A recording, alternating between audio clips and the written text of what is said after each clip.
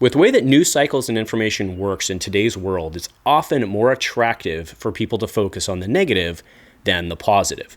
In the Flesh and Blood world, that often converts to conversations such as CFB CSL issues or history pack distribution issues or Starvo and balance issues or whatever it may be.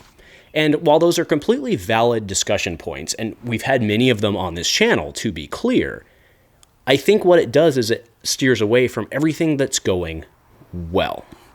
And if there's one thing that I walked away from Pro Tour New Jersey, which no, I was not able to attend, but watching the event from the sidelines and seeing everything that happened there, what I walked away from that was everything that LSS is doing right. So in today's beer chat, thanks for tuning in, I wanted to give credit where credit is due and talk about what LSS is doing well.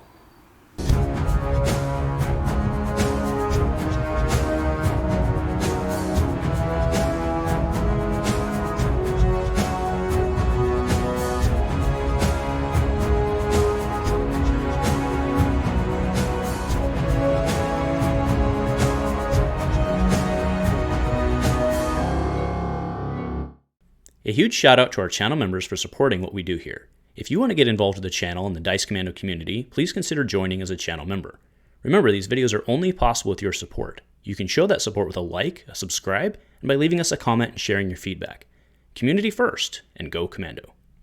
Hey there, Flesh and Blood folks. Welcome back to Dice Commando and Go Again, a fabulous cast. Thank you very much for tuning in and joining me for tonight's beer chat. Now, no, we are not in the studio tonight. I'm on my back porch. It is finally, it took until freaking mid-May, almost the end of May. We finally have a nice spring day. And I just wanted to be outside tonight, but I also wanted to shoot a video and talk about some stuff. So here we are. There's going to be birds in the background. It's late enough. Hopefully nobody kicks on a lawnmower, but it could happen. It's going to be what it could be, but thank you very much for joining me. I also want to give a shout out to my boy, Sean. Sean bought me a 6-pack and said, drink this next time you do a beer chat. So we're drinking West Kolsch from Brewery 26 out of Portland, Oregon. And I want to give you a huge shout out. Sean, thank you very much for that. And congratulations on everything you did on Pro Tours this weekend. It was nice talking to you, getting updates as that went, as well from everybody else on the Dice Commando team. Appreciate it. All right, so I do have some talking points I want to make sure that we steer to tonight so that I'm not just babbling. But yeah, tonight I wanted to really make sure that we were giving credit where credit is due and talking about what Legend Story Studios, LSS, is doing right. Because I want to be honest, we do spend a lot of time being like, I like, let's look at me, right? I don't, know that the two-player set that's like the two-player set coming out, well, there's some things I don't like about that. Let's talk about that.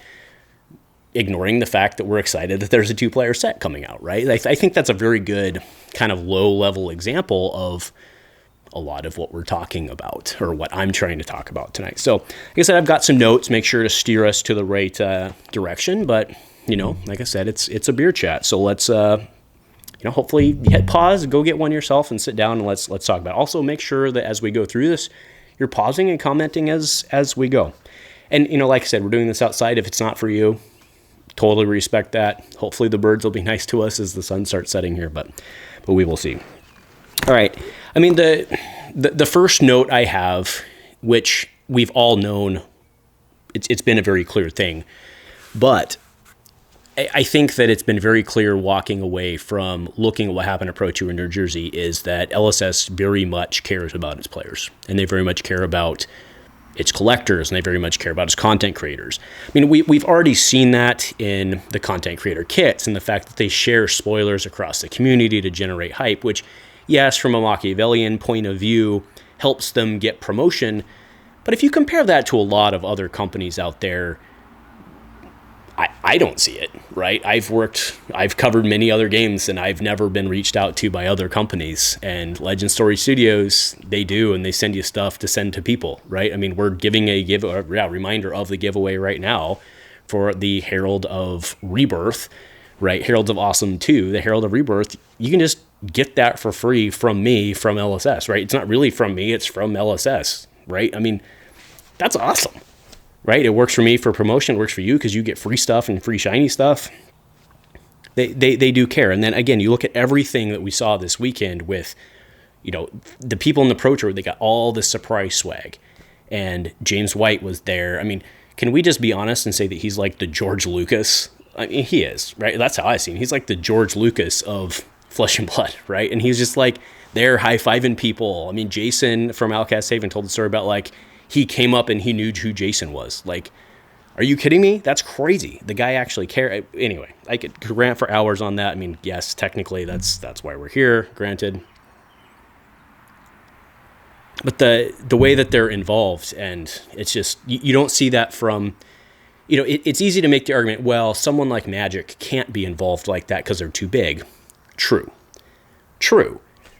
But there are other companies who are smaller who are not involved like that, right? There are many others who are smaller who are not involved like that. And the amount of effort that they put in to recognize not just, obviously I have skin in the game here. I grant you that as a content creator to be up on that. But they go above and beyond for their player base, for their fan base, whatever it may be, right? And that is something that hopefully will never change. And, again, we're ranting here, right? But I said something similar to that in a video at least a year and a half ago, right? I know it was in the middle of the pandemic. I was like, look, they're doing this. And at some point, because basically it was during the growth of Fab, I was basically like, hey, Fab can't do anything wrong. Everybody loves Fab. And eventually that's going to change. And I mean, of course it has. There are people out there who, of course, give complaints. We've had negative stuff on here, of course. But by and large, they have not lost their folk. It'd be very easy for them as soon as they take negative feedback to be like, all right, they could turtle up, right? They could turtle up and be like, all right, screw the player base, toxic player base. We're going to keep making a product. Screw those guys. We're just here to make money. They very much could have done that. There are other gaming companies out there, Wizards, that does do that. So, and they haven't, right? And I think, but the point of me saying a year and a half ago was they've had enough time that they could have made that transition and they haven't. So I think that things look good for the future. So that's at least my hope.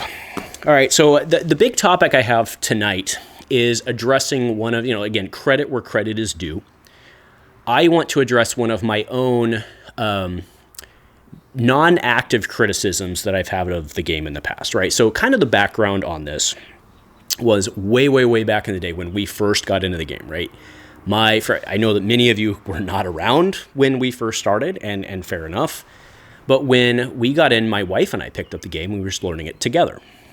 And we had a different learning curve. We had a different learning pace based on the product that we had available.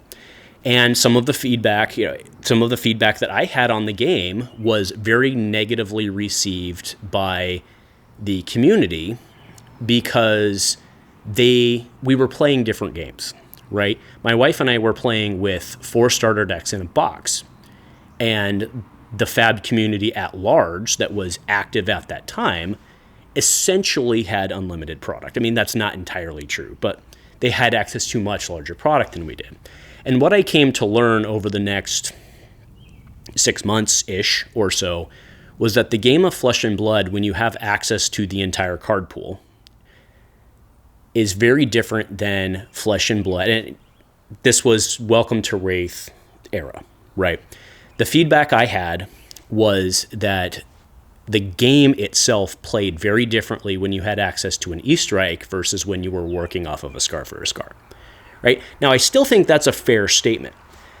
That said, and I do believe that feedback has continued through into Monarch, right? Again, I challenge someone to play an effective Boltyn deck without having access to all of the legendaries like Lumina or Cataclysm, right? So I think that's fair there. That said, I do believe that from a much, I mean, again, I'm not going to say entirely 100% because nothing works in absolutes, right? Because that's where people always ding me. But by and large, if you look at Tales of Aria, you can play Flesh and Blood as Flesh and Blood plays, for the most part, out of Tales of Aria at a budget level. And I can back that up with what happened with the whole Cheerios Briar thing. Right? Now, I'm not saying Cheerios Briar was like the good deck. Well, I mean, it was good. what I'm saying here is I'm not saying is like that's the right thing. I'm not saying that's the right thing for Flesh and Blood. That's not what I'm saying. But what I am saying is that you can take with Tales of Aria, we saw a phenomenon, if you want to say that, where we could suddenly play Flesh and Blood at a relative budget level, where it was effectively the same game as it was at the higher level. And again, someone, an Oldhim player would obviously say no against that because the Oldhim deck is insanely expensive, whereas the Briar deck is not necessarily. Again, always to tear apart what I'm saying here, but hopefully you're understanding the fundamental argument that I'm making here, which is that if you compare, trying to play Flesh and Blood effectively. So let me expand on this a little bit, right? What I mean by that, what I meant by my original statement, and I'm not trying to backtrack here. You can go back and look at videos and I stand by it. But Blake from Outcast Haven, they had a cast at one point where he was talking about how as you learn the game, you learn that you need to save your good stuff to make sure that it's on the bottom so that you can close out. Otherwise, we've all been there when we were learning, get into that like forever block, right? You get into that. And that's what my wife and I were running into early was, we ended up finding that basically the power of the weapon was, not that weapons aren't good, to be clear here, but the power of the weapon was dominant at the lower level because you didn't have, you're working off 0 for 4s and not 0 for potentially 7s or whatever it may be. Right. And that does make a difference, right? If you can E-strike into a weapon or whatever it may be versus just swinging Anathos, you're playing a very, very different game. So anyway, with all that said, again, hopefully you understand the point. Hopefully you understand the point of the criticism. And I do think it held through Monarch. But now that I've looked at Tales of Aria, and to be clear, we're looking off one data point, right? It may not carry for Uprising. It may not. But when I look at TOA, or ELE, I guess, sorry. When I look at ELE, you can absolutely play what feels like Flesh and Blood now at the I got one box and the pre-con level, right? That is my argument. So I want to make sure I'm giving credit where credit is due, probably 8 minutes of conversation later. I want to make sure I'm giving credit where credit is due towards LSS for fixing what I identified as a new player entry problem, right? And problem's a strong word because again I'm trying to be positive here, but for me as a content creator or someone, it doesn't have to be a content creator, but for me as someone who picked up 4 starter decks in a box and started playing the game, and I was like, these are the problems we're running into. For the community to at that point be like, have you even played the game? I was like, well, yeah, like we have, right? And that was the feedback given at the time because we were playing different games. And I feel that they have closed that gap. I'm not saying the gap doesn't exist, but I'm saying that with their card design or their set design, they have significantly closed that gap. And I think that is a net positive, and I want to make sure that that credit is given because I'd like to see that continue forward, right? We don't want, there's always been the perception that Flesh and Blood is more expensive than other games. And, maybe that's a whole discussion for a different cast as to why people think that. But to have the game play that differently at the lower level versus the higher level, them closing that gap is a positive. So anyway, that's all I'm going to say on that. The next part, there's been a ton of discussion around 2.0. And all the positives that have come from that, or I guess supposedly in theory the negatives, depending on which side of the fence you're on. But one of the things that I've always struggled with, and this is not an LSS problem, it's a community problem, but it's a community problem that was generated by the way that LSS structured their product, primarily in that they had relatively small print runs for the first edition or alpha or whatever, right? And that was, the speculator market. And again, this is not an LSS problem, but it is a community problem based on what happened off LSS, right? There became this mantra, saying, whatever it may be, that a lot of members in the community have used, which is, well, Fab is, and actually, I would even challenge that own statement. Are they part of the Flesh and Blood community? I don't know. That's interesting. I mean, they're part of the community at large, but are they part of the player community? I think no. Anyway, one of the statements, and I'm sure you guys have heard it, is, well, Fab is for collectors. And I think I understand why people got that impression, because you can even go back and look at articles, or maybe not articles, but statements or press releases or whatever it may be by I'm not going to say James, but by LSS, that were essentially saying that. And it wasn't necessarily, and I think it was a misinterpretation overall.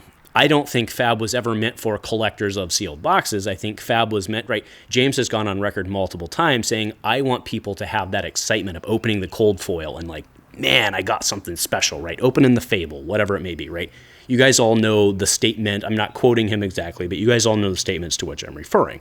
He wanted that to be an exciting moment for you to open the pack. So that's why I believe that the whole statement of Fab is for collectors was completely misinterpreted by the sealed box speculators.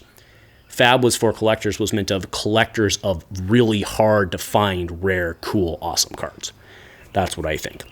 And that's why what they're moving to for 2.0, which is scrapping the whole first unlimited thing and making, the rare cards, I shouldn't say rare, sorry. The hard to find, uber, super rare cards that are going to be a fabled cold foil, right? That is going to be huge if you pull one of those, right? And I believe that they've, again, I'm not them. I'm just interpreting all of this based on me.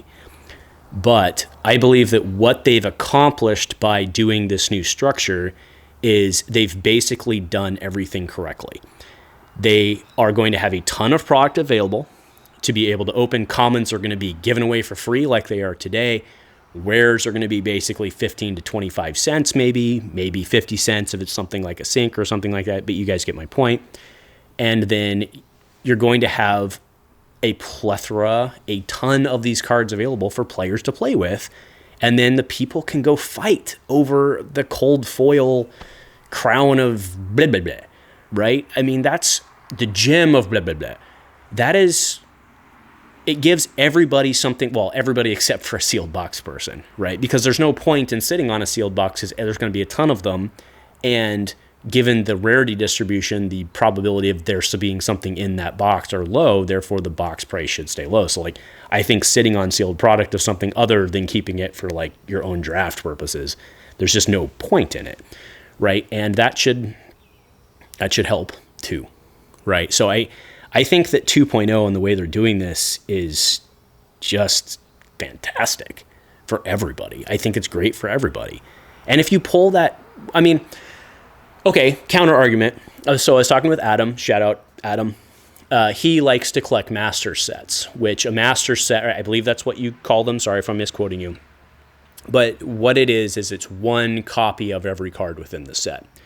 So his feedback was, yeah, unfortunately, with the way that I like to collect Flesh and Blood now, collecting a master set's going to be more difficult because I want to have one of everything.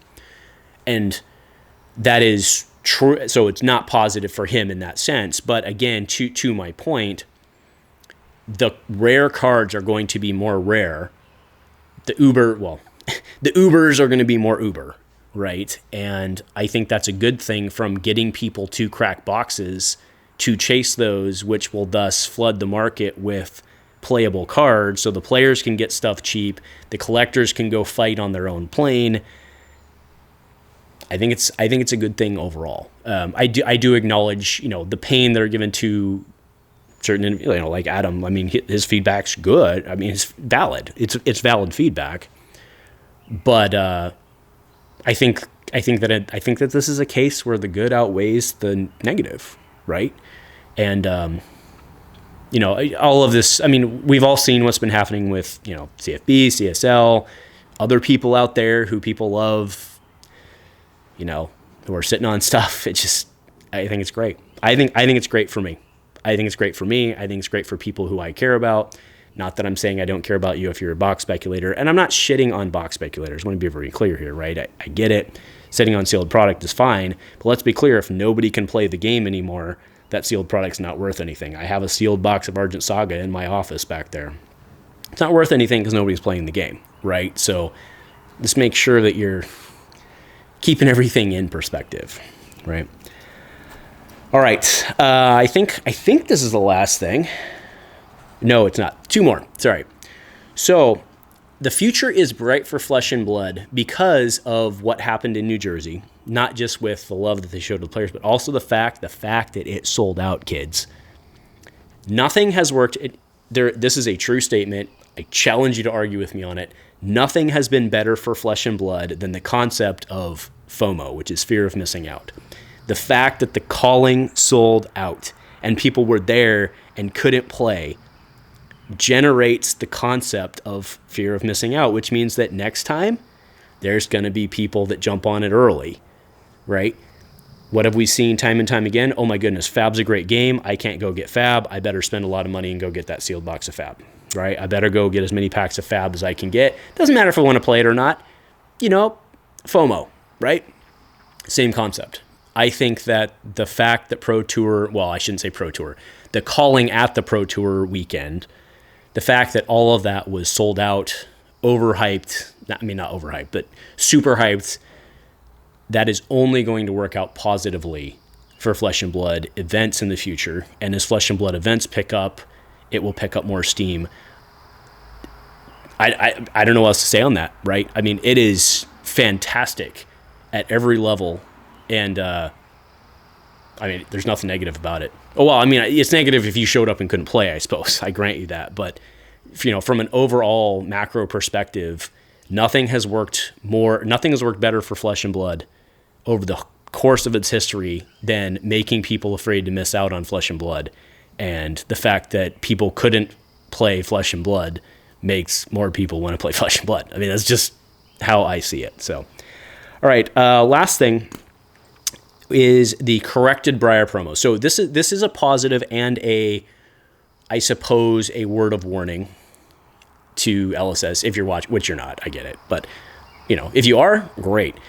The fact that they gave out, Briar was errata. We're all aware of that. And one of the things that I've always appreciated, there was a game I played back in the late 90s, early 2000s called 7th Sea. And whenever they would errata a card, they had starter decks for every set, precons for every set, essentially. And they would include any errated cards, regardless of rarity. They would include those in the next sealed product that you would buy. And I thought that was amazing. And when when the community at large went to New Jersey and they got the Briar promos, which are promos because that's how they're stamped. That's why I'm using it that way. But they are errated Briar promos. That's fantastic. LSS has shown they want to distribute those. They want to get those out in people's hands. The problem as it exists today, right? Like I said, there's a positive and a negative to it. The problem as it exists today is if you didn't go to Pro Tour New Jersey, you don't have the errated card. And if we're being completely honest about the way that things work, sorry, bug, for being complete, it's nighttime. It is, sunset, whatever. Twilight, there we go. So if we're being completely honest about the way that things work, the people who were there probably didn't need the errated card.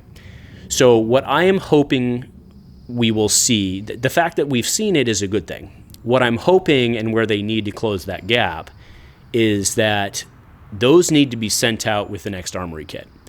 Because we cannot have a situation where the exclusive Briar errata, and yes, I realize you can print and play it. There was the version up there they had in the article, which you can print and slip it in. I get that.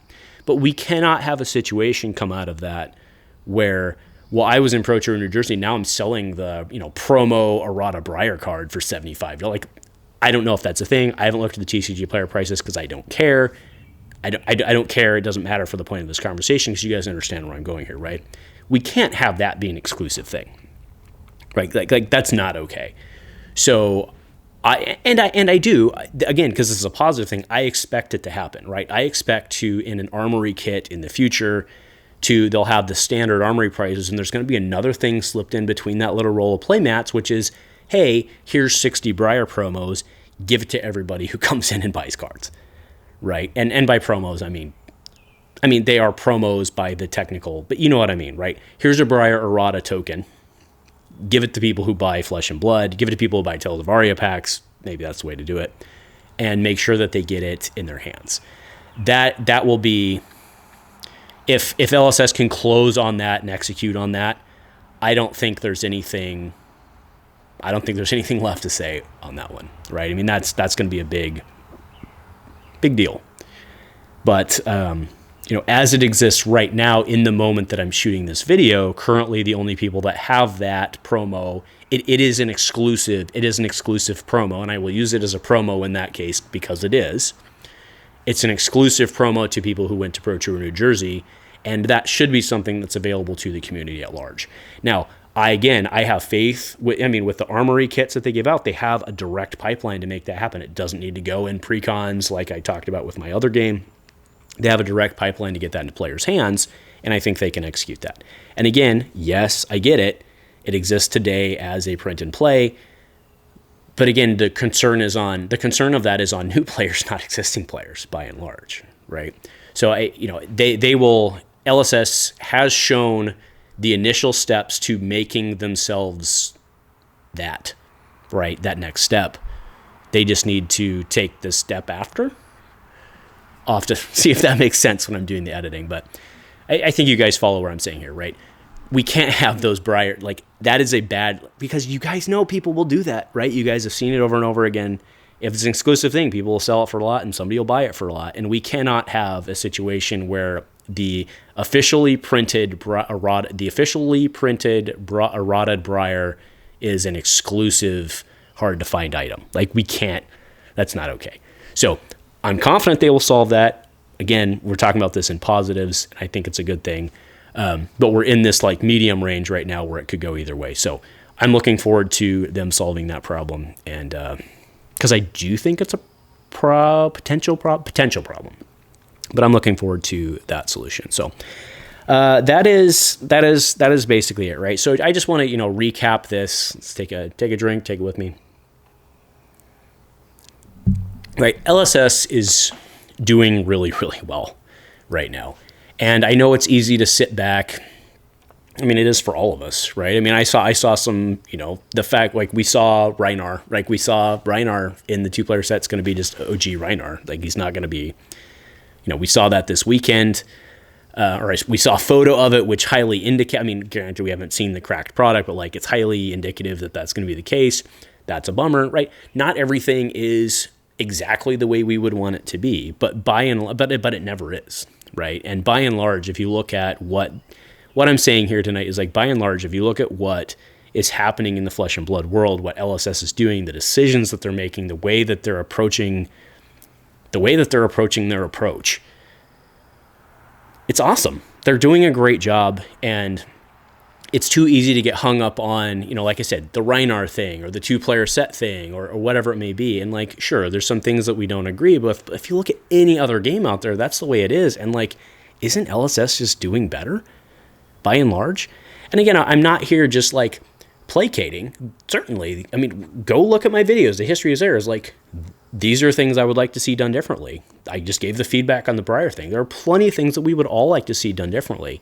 But by and large, aren't we in a great space? I think we are. So anyway, I just wanted to make sure that we gave credit where credit is due. And I thought the right way to do that was, hopefully, and you know what? Worst case scenario, you sat and you listened to some birds chirp and some idiot talk for, I don't know. I don't even have a timer on because we're doing this a different way. So anyway, thank you all for tuning in. If you have feedback, like I said, hopefully you paused along the way, gave the feedback, continued listening. But let me know your thoughts. What else is LSS doing well? What else are you really pleased with? What else are you hopeful with for the future? Let me know in the comments below. Thank you, everyone, very, very much for tuning in and continuing to play Flesh and Blood and just being here. And if nothing else, folks, go Commando.